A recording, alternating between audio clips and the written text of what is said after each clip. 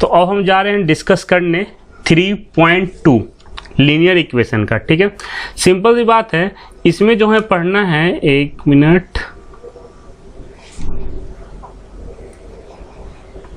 हाँ, हमें पढ़ना linear equation of following problem और देयर सॉल्यूशन ग्राफिकली। ठीक है, ग्राफिकली में हर किसी का नहीं बताऊंगा, ठीक है, क्योंकि बहुत टाइम लग जाएगा, बट फ्री में एक दो एग्जांपल में बताऊंगा जिससे आपको आगे करने में हेल्प मिले। तो पहला क्वेश्चन क्या बोल रहा है, if 10 student of a class 10 took part in a mathematics quiz, if the number of girls is 4 more than the number of boys, find the number of boys and girls who took part in the quiz। Simple question है, कोई difficulty नहीं है। ठीक है, तो पहले क्या करना है, हमें क्या मान लेते हैं यहाँ पे, जैसे हम सीबीएसई के अकॉर्डिंग चले तो let the number of boys, number of boys भी x मान लिए, तो let the number of girls कितना हो जाएगा, भी y हो जाएगा। ठीक है, क्योंकि 2 वेरिएबल है ना, हमें एक ही वेरिएबल 2 वेरिएबल पढ़ रहे हैं हम लोग। ठीक है, 10 स्टूडेंट, टोटल स्टूडेंट कितना है 10, तो एक इक्वेशन क्या मिल गया हमें, x plus y equal to 10, क्योंकि ये हमारा बॉयज है और ये हमारा गर्ल्स है, और दोनों मिलके ही क्या बन रहे हैं, 10 बन रहे हैं, कोई दिक्कत नहीं है। ठीक है, पहला इक्वेशन तो मिल गया हमें आराम से। दूसरी की बात करते हैं, if the number of girls is 4 more than the number of boys.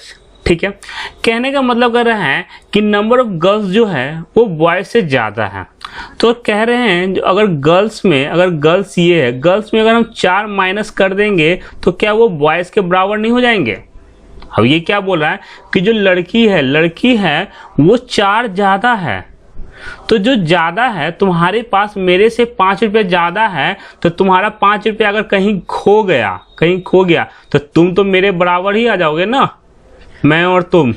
वही कहानी है कि अगर लड़की 4 ज़्यादा है तो लड़की को मैंने क्या किया, 4 कम कर दिया, जैसे 4 कम किया तो वो इसके बराबर आ गया। तो इक्वेशन क्या बन सकता है हमारा, x minus y equal to -4।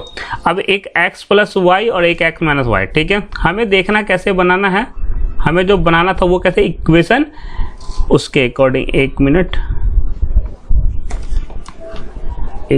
ये नीचे,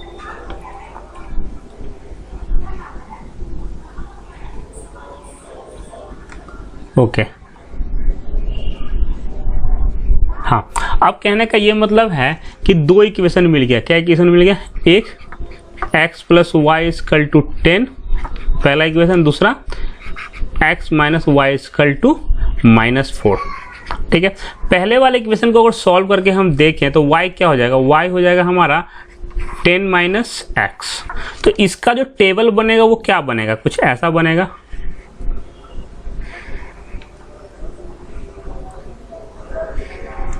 ठीक है, ये ग्राफिकल मेथड है, ये कौन सा मेथड है, ग्राफिकल मेथड है। तो यहाँ पे क्या लेंगे, हमने यहाँ एक x ले लिया और एक y ले लिया। अब x अगर हम 5 लेंगे तो y भी 5 हो जाएगा, और x अगर हम 4 लेते हैं तो y हमारा 6 हो जाएगा। 2 वैल्यू, ठीक है, ये हमारा पहला से था, ये हमारा दूसरा इक्वेशन। चलो दूसरा को भी सॉल्व कर लेते तो क्या हो जाएगा, x plus 4 equal to y, क्योंकि y को अकेला करना है। सॉल्व करने का तरीका क्या है कि हम कभी भी इक्वेशन लेंगे, ये कोई भी इक्वेशन, ये इक्वेशन हमने उठाया, ठीक है, इस इक्वेशन उठाया तो y को अकेला कर लेंगे और सारी वैल्यू को एक तरफ चिपका देंगे। y को अकेला कर लिया और सारी वैल्यू एक तरफ चिपका दी। अब क्या करेंगे, अब छोटू सा एक टेबल बना लेंगे। ठीक है, एक टेबल आराम से बन जाएगा, और जब टेबल बनेगा तो एक x और एक y, क्योंकि जितनी वैल्यू है वेरिएबल है तो एक x है और एक y है। अब इसमें सिंपल सी बात है कि हम क्या करेंगे कि x मान लेते हैं -2, तो y क्या हो जाएगा हमारा 2। ठीक है, x मान लेते हैं 0, तो y कितना हो जाएगा 4। ठीक है, ये हमारा 2 डाटा मिल गया। ठीक है, इसको थोड़ा सा और नीचे कर लेते हैं तो इससे मालूम चल जाएगा हमें, 1 मिनट, बस 2 डाटा मिल गया। अब कहने का मतलब क्या है, 1 मिनट, हाँ,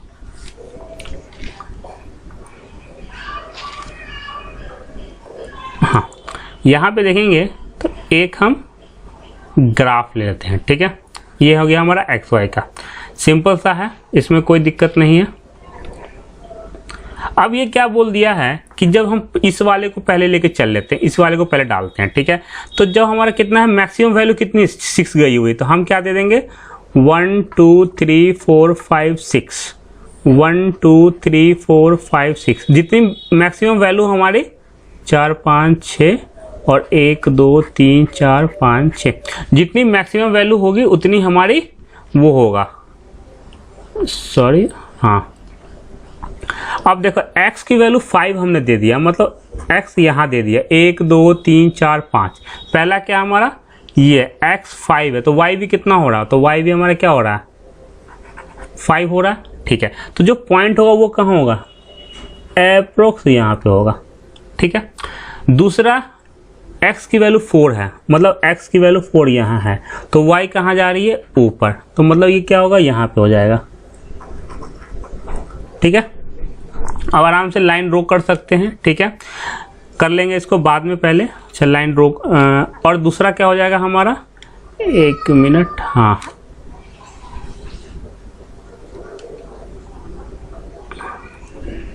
हाँ। अब क्या यहाँ पे आते हैं, तो x की वैल्यू -2, तो -2 यहाँ आएगी, ठीक है। तो x -2 तो y कितना है 2, ठीक है। तो ये क्या आ जाएगी, पॉइंट यहाँ पे आ जाएगी, ठीक है। एक और क्या आ रहा है हमारा x0 तो y4, तो y4 कहाँ हमारा यहाँ, तो एक लाइन कहाँ जा रही है यहाँ, ठीक है, सिंपल सी बात ये और ये। अब ये कहने का मतलब है कि जो लाइन ड्रॉ होगा वो हमारा दो तरह से होगा, तो लाइन स्ट्रेट लाइन एक लेने की कोशिश करते हैं ऐसे, ठीक है। अब यहाँ से अगर हम एक लाइन ड्रॉ करें तो वो कुछ ऐसे जाएगा, ठीक है।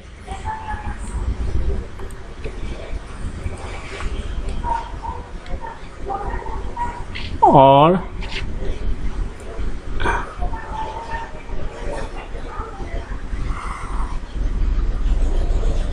एक लाइन ड्रॉ करेंगे तो ऐसे जाएगा, ठीक है।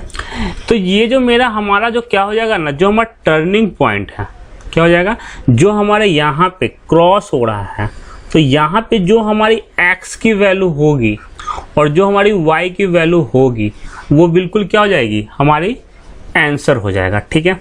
तो यहाँ पे देख लेते हैं, ये अगर बढ़ के जाएगा तो मान लो यहाँ 7 होगा, तो यहाँ पे कितना आ रहा है 3 और यहाँ 7, तो हम देख रहे हैं कि x की वैल्यू 3 और y की 7, क्या ये सेटिस्फाई कर रहा है, हाँ सेटिस्फाई कर रहा है। तो हम क्लियर देख सकते हैं जो हमारे इक्वेशन आई थी वो क्या आई थी, x + y = 10, तो देख सकते हैं कि x की वैल्यू 3 और y की वैल्यू 7 आ रही है, बिल्कुल सेटिस्फाई, ठीक है। और x की वैल्यू हम यहाँ भी रख दे 3 + 4 तो ये 7, ठीक है। तो हमारी हर तरह से ये सेटिस्फाई हो रही है, ठीक है। तो ये हमारा ये था इक्वेशन जो पूरे मेथड से सॉल्व करें, ठीक है। नेक्स्ट क्वेश्चन देख लेते हैं, ये है नेक्स्ट क्वेश्चन में क्या है, हाँ 5 pencil and 7 pen together cost rupees इतना, ठीक है। वेयर 7 पेंसिल और 5 पेन्स टुगेदर कॉस्ट रुपीज इतना, ठीक है। तो मतलब हम मान लेते हैं कि 1 पेंसिल का कॉस्ट हम x मान लेते हैं और 1 पेन का कॉस्ट हम y मान लेते हैं, ठीक है। तो क्या हो जाएगा, पहला इक्वेशन क्या हो जाएगा कि 5 पेंसिल, तो 5 पेंसिल का दाम कैसे निकालेंगे, एक पेंसिल के दाम से मल्टीप्लाई कर देंगे तो 5x और प्लस, और पेन का दाम कैसे निकलेगा, तो एक पेन के दाम से मल्टीप्लाई कर देंगे और टोटल कितना रुपीज हो रहा है 50। तो ये हमारा हो गया इक्वेशन 1, ठीक है। दूसरा कहाँ बोल रहा है, वेयर एज 7 पेंसिल एंड 5, ठीक है। अभी इसने क्या किया कि 7 पेंसिल कर दिया और 5 पेन कर दिया, ठीक है, और दोनों का कॉस्ट कितना कर दिया 46 कर दिया। ये इक्वेशन 2 हमें सॉल्व कैसे करना है, ग्राफिकली मेथड से करना है, ठीक है। जब भी ऐसा क्वेश्चन आए तो सीधे इसको ऐसे उठा के लाना और पहले जहाँ पे y को एक जगह रखना और बाकी जो भी फालतू चीज़ें उसको इधर कर दो, तो कितना हो गया हमारा 50 हो गया और -5x, y के साथ और कुछ दिख रहा है, हाँ 7, इसको भी इधर फेंको, तो ये हो जाएगा हमारा 50 - 50x/7। अब हमें क्या करना है, बॉक्स बनाना है, ठीक है। यहाँ पे एक बॉक्स बनाएंगे, ठीक है। अब बॉक्स कुछ बना तो लेंगे हम, ठीक है, बॉक्स में कोई दिक्कत नहीं है, ये थोड़ा बॉक्स पतला बन गया, काम चला लेना, ठीक है। अब कहने का मतलब है कि हमें, सॉरी यहाँ पे कुछ गलती लिखा है हमने, यहाँ पे गलती ये है कि यहाँ 50 नहीं 5x होगा, ठीक है। कहने का ये मतलब है कि हमें 5 की वैल्यू ऐसी लेनी है, हमें 5 की वैल्यू ऐसी लेनी है जो हमारा मतलब y नॉर्मली फ्रैक्शन में आए, मतलब फ्रैक्शन में नहीं आए, ठीक है। हम क्या करेंगे, जैसे हमने क्या किया यहाँ पे कि y की जगह ऐसी वैल्यू हम यहाँ पे लेंगे जो हम x की वैल्यू जो हमारा y को क्या दे, नॉर्मल नंबर दे, तब ना अच्छा होगा। नहीं तो लास्ट में ऑप्शन क्या हमारे पास, लास्ट तो ऑप्शन है ही कि वही करना है हमें, ठीक है।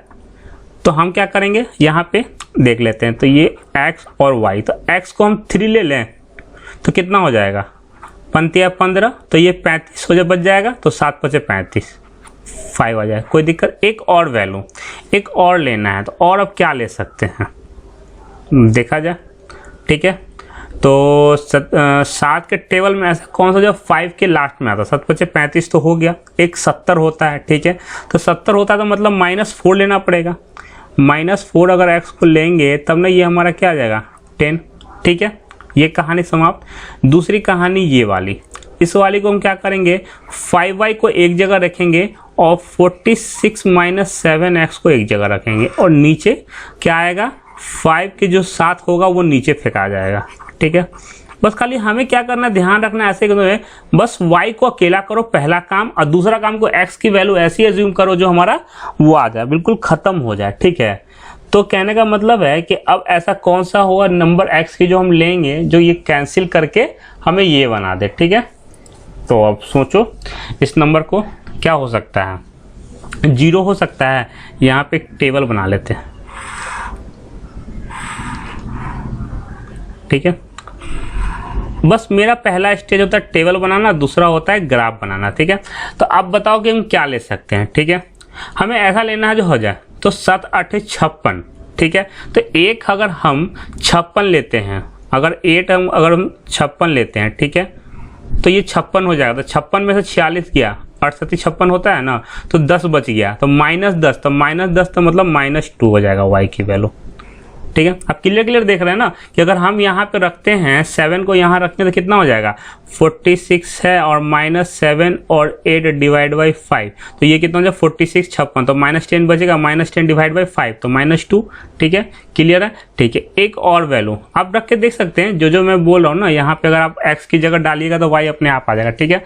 और आप एक और 21 भी हो सकता है, ठीक है। तो हम 7 की जगह हम x की जगह 3 7 × 3 = 21, तो कितना बच जाएगा, 25 का यहाँ बच जाएगा 5, ठीक है। ये हमारा हो गया,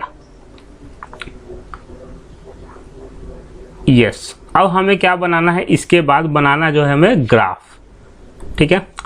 तो हमने ले लिया एक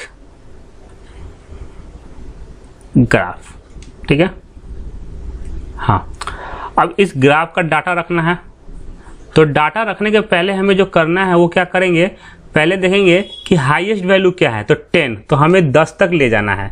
तो 1 2 3 4 5 6 7 8 9 10, तो 1 2 3 4 5 6 7 8 9 10, 1 2 3 4 5 6 7 8 9 10, 1 2 3 4 5 6 7 8 9 10। एग्जाम में इतना टाइम नहीं लगेगा, एग्जाम में आप लोगों को मिलेगा, क्या मिलेगा, ग्राफ पेपर मिलेगा, तो खुश हो जाओ।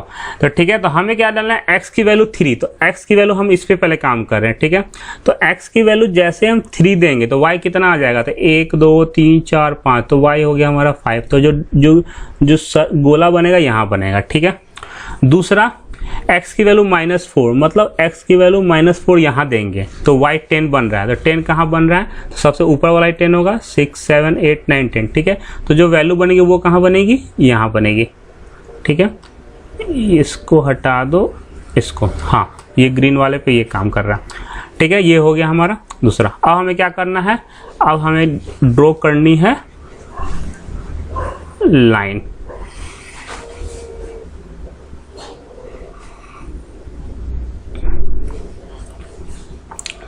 ठीक है। दूसरा एक कहानी आते हैं,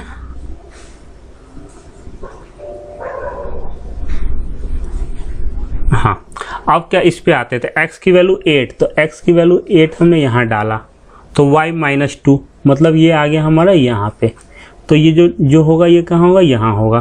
फिर x की वैल्यू 3, x की वैल्यू 3 मतलब x कहाँ है हमारा, यहाँ, और y कितना है 5, मतलब y हमारा हो जा रहा 5, तो यहाँ पे, ठीक है। तो ये जो लाइन हो रही है वो कैसी बनती आ रही है अभी मालूम चलेगा।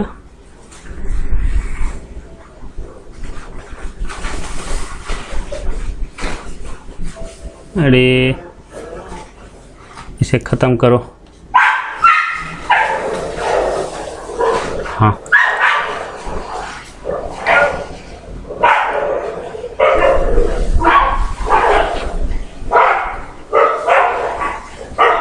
ये लाइन ऐसी जाएगी, ठीक है,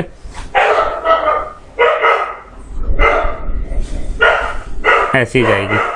तो यहाँ पे यहाँ का जो पॉइंट हो रहा देख रहे हैं कि हमारा यहाँ भी और यहाँ भी दोनों सेम है, ठीक है। तो जब दोनों हमारा, अरे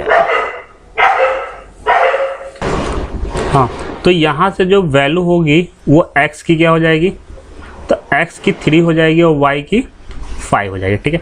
अब हमें क्या करना है, वेरीफाई करना होगा, ठीक है। वेरीफाई करने कोई नहीं, अपने आप से कर सकते हैं वैसे चाहो तो। हम यहाँ पे x 3 और y को वेरीफाई करेंगे, ठीक है। अगर देखा जाए तो जैसे 3 हम यहाँ रखते हैं और 5 यहाँ रख दिए, क्या ये वेरीफाई कर रहा है, 7 3 21, 5 5 25, 40 हो रहा है, वेरीफाई कर जा रहा है ना। दूसरा में यहाँ हम 3 रखते हैं, यहाँ 5, 5 15, 7 5 35, 50 हो जा रहा है, बिल्कुल सही। तो हमारा ये भी वेरीफाई हो जा रहा है, ठीक है। चलते हैं नेक्स्ट पे, ठीक है। नेक्स्ट पे जाने के पहले हम थोड़ा कुछ एक चीज़ डिस्कस कर लें तो ज़्यादा अच्छा रहेगा आप लोगों को, क्योंकि यहाँ बोलना है कि फाइंड द पैरेलल है या कोइंसिडेंट है, ठीक है। तो इसकी कहानी थोड़ी सी हम पढ़ ले तो वो ज़्यादा अच्छा होगा, ठीक है। कहने का मतलब क्या है कि हमारा इक्वेशन क्या होता है, मेनली होता है हमारा a1x plus b1y plus c1 equal to 0, और दूसरा क्या इक्वेशन होता है a2x प्लस b2y और प्लस c2 इक्वल टू 0। हमारा कोफिशिएंट तो बदलता रहता है ना, इसलिए दोनों का डिफरेंट है, ठीक है। अब ये कहानी हमारी ये है कि सीधी सी बात है कि इसकी जो पहली कहानी है तो हमारा इस पे डिपेंड करता है, 3 केस बनता है। एक a1/a2 equal to b1/b2 equal to c1/c2। एक और बन जाता है a1/a2 equal to b1/b2 equal to c1/c2। और तीसरा कहानी बनता है a1/a2 equal to b1/b2 equal to c1/c2। ये सारा डाटा कहाँ से आया हुआ है, यहाँ से आया हुआ है, ठीक है।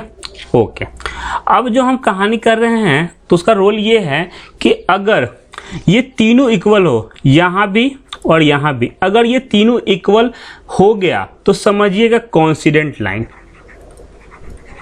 ठीक है। कोइंसिडेंट लाइन कहने का मतलब क्या है कि जैसे हमारा ये ग्राफ है तो कोई एक लाइन आया तो दूसरा लाइन भी बिल्कुल इस पे ही आएगा, ठीक है। तो जो इस पे एक लाइन पे दूसरा लाइन आएगा, जब एक बार लाइन कटने पे एक सॉल्यूशन मिलता था, अगर लाइन पे ही लाइन है तो वो कितना देगा, वो क्या देगा, इनफिनाइट सॉल्यूशन देगा। तो जब ये केस होगा तो इसमें क्या बोलेंगे, इनफिनाइटली मेनी सॉल्यूशन, ठीक है। अब दूसरी कहानी पे आते हैं। यहां तो इक्वल है बट यहाँ पे क्या हो गया, इक्वल नहीं है। तो जब ऐसा केस आएगा तो ये क्या हो जाएगा, पैरेलल। जब एक लाइन और दूसरा लाइन ये कभी आपस में मिलेगा ही नहीं तो कोई सॉल्यूशन देगा। सॉल्यूशन कब मिलता है, जब ये और ये लाइन इंटरसेक्ट करता है, तो इसी पॉइंट को सॉल्यूशन कहते हैं। जब इंटरसेक्ट ही नहीं करा तो कोई सॉल्यूशन देगा। तो पैरेलल हो गया तो ये कहानी क्या हो गया, सीधी सी बात, नो बकवास, नो सॉल्यूशन, ठीक है। अब बोल रहा है ठीक है, अब पहले ही अनइक्वल हो गया, तो जब पहले अनइक्वल हो गया तो इस केस को तो लेने का मतलब ही नहीं है, तो इस केस को तो कहानी खत्म ही कर दो। तो यहीं पे एक डाटा जो अनइक्वल मिल जाए ना तो उसे हम क्या बोलते हैं, उसे बोलते हैं इंटरसेक्टिंग लाइन। ये क्या होता है, इंटरसेक्टिंग लाइन, ठीक है, क्योंकि ये लाइन इंटरसेक्ट कर रहा है। तो जब लाइन इंटरसेक्ट कर रहा है तो भाई कम से कम तो एक सॉल्यूशन देगा ना, तो इसे कहते हैं यूनिक सॉल्यूशन, एक सॉल्यूशन देगा ही देगा। ठीक है, अब आता है कि इसमें जो जो सॉल्यूशन देगा, चाहे यूनिक सॉल्यूशन दे, ठीक है, एक मिनट में कलर चेंज कर लेता हूँ, चाहे यूनिक सॉल्यूशन दे या इन्फिनाइटली मेनी सॉल्यूशन दे, जो भी कोई सॉल्यूशन देगा ना, तो सॉल्यूशन देने वाला कैटेगरी किस में आता है, कंसिस्टेंट में। किस में आता है, कंसिस्टेंट में। और जो सॉल्यूशन नहीं देता है, मतलब हो गया हमारा पैरेलल वाला, तो जो सॉल्यूशन नहीं देता है उसे हम क्या बोलते हैं, इनकंसिस्टेंट बोलते हैं। ठीक है, तो हमें मालूम चल गया कि हमें ये सब पता करने के लिए, ये पूरी राम कथा पता करने के लिए हमें ये दो इक्वेशन तो चाहिए ही चाहिए, पता है ना। तो दो इक्वेशन आपको अच्छे से चाहिए, तब आप जाके कुछ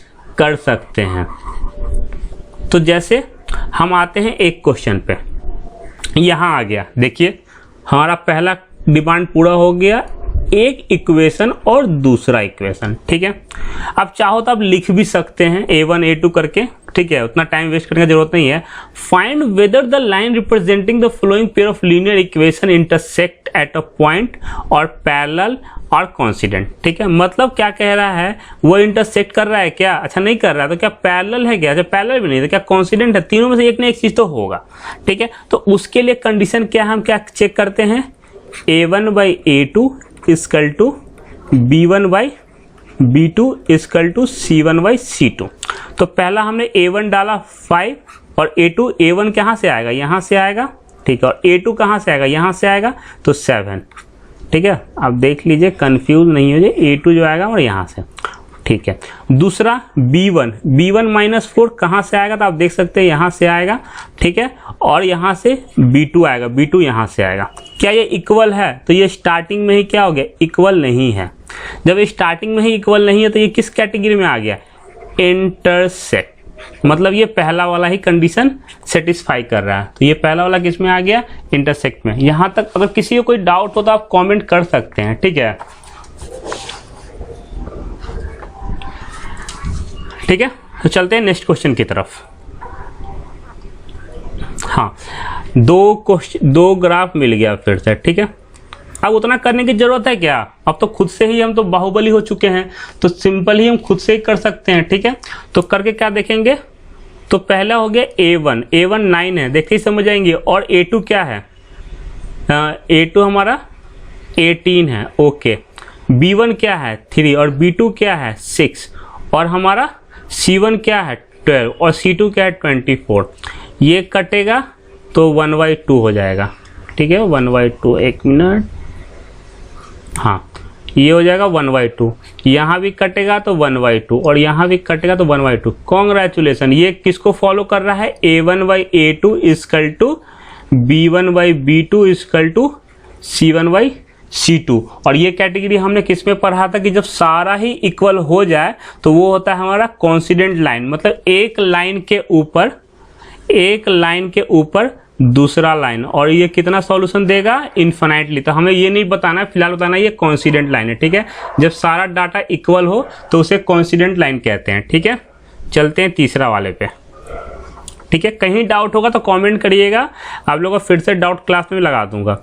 ये हो गया और ये हो गया, दो इक्वेशन मिल गया। इसे क्या लिख सकते हैं, तो A1/A2 equal to B1/B2 equal to C1/C2। आप समझ सकते हैं, इस वाले को A1, इसको B1, इसको C1 कहते हैं, इसको A2, इसको B1 और इसको B2 और इसको C2 कहते हैं, ठीक है। तो कंफ्यूज होने वाली बात नहीं है। काटेंगे तो ये कितना हो जाएगा 3/1, ये माइनस कट जाएगा और ये नहीं होगा। तो मतलब कहने का मतलब है कि ये दोनों इक्वल हो रहा है, ये केस नहीं इक्वल हो रहा है, ठीक है। तो जो केस हमने बताए थे तो वो आप देख सकते हैं यहाँ पे, जब दो इक्वल हो, ये और ये इक्वल हो और ये इक्वल ना हो, तो ये कहाँ आता है, पैरेलल वाले में। तो कहाँ आ जाएगा ये, किस में आ जाएगा, सॉरी ये कॉन्सिडेंट का तो ये वाला, हाँ तो ये किस में आ जाएगा हमारा, कि दो इक्वल, एक इक्वल है और एक इक्वल नहीं है, तो वो किस में आ जाएगा, पैरेलल लाइन में। कोई दिक्कत है तो हमारा जो हो जाएगा ये वाला हो जाएगा, ठीक है। नेक्स्ट क्वेश्चन, ये क्या हो जाएगा, A1 हमारा 3 और A2 कितना हो जाएगा 2, B1 2 और ये हमारे स्टार्टिंग में ही ये इक्वल नहीं दिख रहा है, ठीक है। तो यहीं पे हमारा ये खत्म हो गया, तो ये नहीं दे रहा तो ये कहाँ से आ जाएगा, इंटरसेक्ट, ठीक है। ये तो कहानी है ना, जब स्टार्टिंग में पढ़े थे कि जब हमारा ये नहीं आ जाए तो वो हो जाएगा इंटरसेक्ट हो जाएगा, ठीक है। पर एक मिनट, इसमें कुछ, इसमें नहीं, इसमें क्या बताना है हमें, यहाँ कंसिस्टेंट और इनकंसिस्टेंट। तो क्या इंटरसेक्ट में सॉल्यूशन देगा, हाँ जी देगा, एक सॉल्यूशन देगा, यूनिक सॉल्यूशन। तो जो सॉल्यूशन देगा वो कहाँ जाएगा, वो कंसिस्टेंट में जाएगा। तो कुछ सोचना है हमें, मैंने क्या बोला था कि A1 और A2 और divide by B1 sorry B2, और ये अगर अनइक्वल है तो मतलब ये यूनिक सॉल्यूशन देगा। क्या देगा, यूनिक सॉल्यूशन देगा। और मैंने पहले बताया था कि जब भी कोई सॉल्यूशन का नाम ले तो वो कंसिस्टेंट कैटेगरी में आ जाएगा। तो ये हमारा क्या हो जाएगा, 3 का फर्स्ट हमारा कंसिस्टेंट कैटेगरी में आ जाएगा। तो ये पहला वाला इसका आंसर हो जाएगा, ठीक है। कंसिस्टेंट सॉल्यूशन जहां देगा वहां कंसिस्टेंट नहीं देगा, इनकंसिस्टेंट। बस एक चीज याद रखना है, find out whether the following pair of linear equation are consistent और इनकंसिस्टेंट। वो कंसिस्टेंट है या इनकंसिस्टेंट है। कहानी वही है कि 2/4 करेंगे, -3/-6 करेंगे और 8/9 करेंगे, ठीक है। अब ये तो काटेंगे तो ये तो 1/2 हो जाएगा, ये माइनस माइनस कट जाएगा और ये भी कट जाएगा, ये भी 1/2 हो जाएगा। ये इक्वल नहीं है, मतलब ये और ये इक्वल है। बार बार क्या याद दिलाएं यहाँ पे कि जब हमारा ये दोनों इक्वल हो, ये वाला केस, और ये नहीं हो, पैरेलल मतलब नो सॉल्यूशन। जब नो सॉल्यूशन का मतलब हमारा, जब पैरेलल हमारा नो सॉल्यूशन, तो ये नो सॉल्यूशन किस में आएगा, इनकंसिस्टेंट या कंसिस्टेंट में। जब सॉल्यूशन ही नहीं दे रहा है तो वो कंसिस्टेंट में कैसे आ सकता है, तो ये किस में आ जाएगा, इज कंसिस्टेंट, ठीक है। ठीक है, नेक्स्ट क्वेश्चन, थर्ड का थर्ड। ये क्या दे दिया है, यहां देखिएगा, ये हमारा 3/2 ये A1 और 9 B1, ठीक है, सॉरी A2। ये क्या हो जाएगा 5/3 B1 और -10 B2 और 7/14, ये इतना। इसे अगर देखा जाए तो हम इसे ऐसे लिख सकते हैं 3 × 2/9, मतलब ये यहाँ से कट जाएगा, ठीक है। इसे भी लिख सकते हैं तो 5 × 3 × -10, तो ये यहाँ से यहाँ कट जाएगा 2 इक्वल टू 7/14। हमें स्टार्टिंग में इक्वल नहीं दिख रहा है, दिख रहा है क्या, ये 1/6 है और ये -1/6 है ना। तो ये हमारे स्टार्टिंग में ही इक्वल नहीं दिख रहा। तो इक्वल नहीं दिख रहा मतलब क्या है, ये कि ये हमारा इक्वल नहीं दिख रहा, मतलब ये सॉल्यूशन देगा। सॉल्यूशन किस टाइप का, यूनिक। जब यूनिक हो या इन्फिनाइटली कोई भी हो, जब सॉल्यूशन देगा तो वो किस कैटेगरी में आ जाएगा, तो 3 का 3 हमारा हो जाएगा कंसिस्टेंट कैटेगरी में आएगा, ठीक है। क्योंकि सॉल्यूशन दे रहा है ना, सॉल्यूशन देने का मतलब ही होता है वो कि हमारा कंसिस्टेंट में आ गया, ये आ गया। इसमें भी सेम चीज़ करना है, तो क्या करेंगे, 5/-10 इक्वल टू -3/6 इक्वल टू 11/-22। ये कटेगा -1/2, ये भी -1/2 और ये भी -1/2, ऑल आर इक्वल। और जब सब इक्वल होगा तो कौन सी कैटेगरी में होगा, जल्दी से बताइए। तो ये हो जाएगा हमारा कॉन्सिडेंट, ठीक है, क्योंकि एक लाइन के ऊपर दूसरा लाइन जाएगा कॉन्सिडेंट। और कॉन्सिडेंट हो तो सॉल्यूशन क्या होगा, इन्फिनाइटली। तो इन्फिनाइटली सॉल्यूशन किस में आ जाएगा, सॉल्यूशन दे रहा है तो बस सॉल्यूशन दे दिया तो सीधे कंसिस्टेंट में, बिना सोचे समझे, ठीक है। तो थर्ड का फोर्थ हो गया हमारा कंसिस्टेंट। कोई डाउट किसी को, चलते हैं नेक्स्ट क्वेश्चन की तरफ, ठीक है। Find out whether the flowing, same question है, इसको लिखेंगे कैसे, 4/3 डिवाइड बाई 2, क्योंकि हमारा ये 4 और 3 ये ऐसे लिखा हुआ है, ये लिखा हुआ है 4/3x, तो इसे ना a मानेंगे, तो इसलिए a की जगह इसे डाले हैं, ठीक है। और दूसरा कहानी, ठीक है, दूसरा क्या हो जाएगा 2/3 और तीसरा क्या हो जाएगा 8/12। तो ये कितना हो जाएगा हमारा 1/6, नहीं सॉरी 2/3, ये क्या हो जाएगा हमारा 4 है ऊपर और नीचे 3 आएगा, फिर 2 आएगा, तो ये इससे कटेगा, 2 ऊपर बच जाएगा। यहाँ 2/3 है ही और यहाँ 2/3, मतलब ये फिर सब इक्वल है, सब इक्वल इन मतलब इन्फिनिटली मेनी सॉल्यूशन। और ये किस कैटेगरी में आ जाएगा? कंसिस्टेंट में। तो 3 का 5 भी हमारा कंसिस्टेंट भी आ जाएगा, ठीक है, बिना कुछ सोचे समझे, ठीक है। हाँ, तो हम यहाँ तक करते हैं, फिर ग्राफिकली कुछ और करेंगे कि एक वीडियो बहुत ज़्यादा हो जाएगा 30 मिनट्स का, ठीक है। तो आप इसे अच्छे से वॉच करें। नेक्स्ट वीडियो हमारा क्वेश्चन 4 से स्टार्ट हो जाएगा, ठीक है।